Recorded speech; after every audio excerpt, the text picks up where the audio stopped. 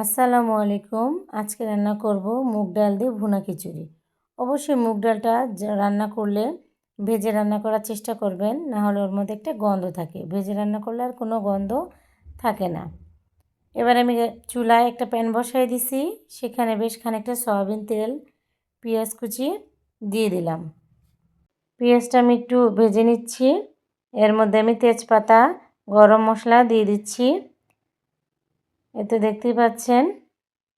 এবার আমি এর মধ্যে কাঁচামরিচ কুচি, রসুন দিয়ে আর একটু নাড়াচাড়া করে এর মধ্যে আমি আদা রসুন পেস্ট, জিরার গুঁড়া, লবণ,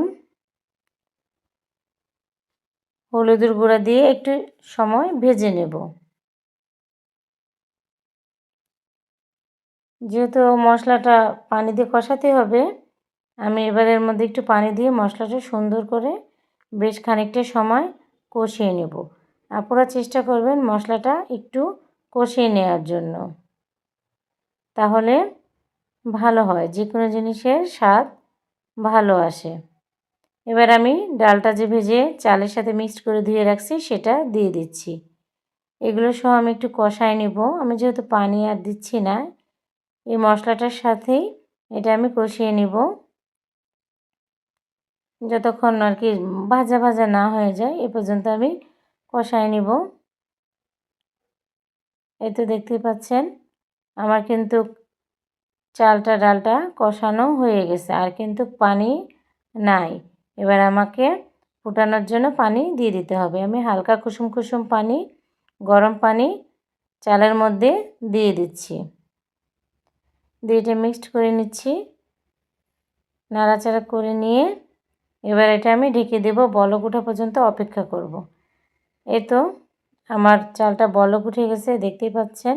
এর মধ্যে আমি 5-7টার মতো কাঁচামরিচ দিয়ে দিলাম, আর একটু নাড়ে নিচ্ছি।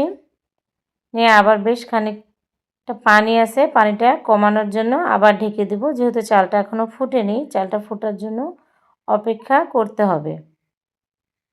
চুলার জালটা কিন্তু এখন কমিয়ে দিছি, নাহলে আবার দেখা যাচ্ছে যে চালটা ফুটবে না। এর মধ্যে আমি একটুখানি ঘি দিয়ে দিলাম, এটা অপশনাল, আপনাদের পছন্দ মতো। আবার একটু ঢেকে দিব। আমার কিন্তু খিচুড়িটা রান্না হয়ে গেছে। এর মধ্যে আমি এবার পেঁয়াজ ভেজে রাখছিলাম, সেই পেঁয়াজ ভাজাটা দিয়ে দিচ্ছি। এতে আমার খিচুড়িটা কিন্তু রান্না হয়ে গেছে, আপনারা দেখতেই পাচ্ছেন। আপনারা কিন্তু চাইলে এভাবে সিম্পলভাবে বাসায় খিচুড়ি রান্না করে খেতে পারেন।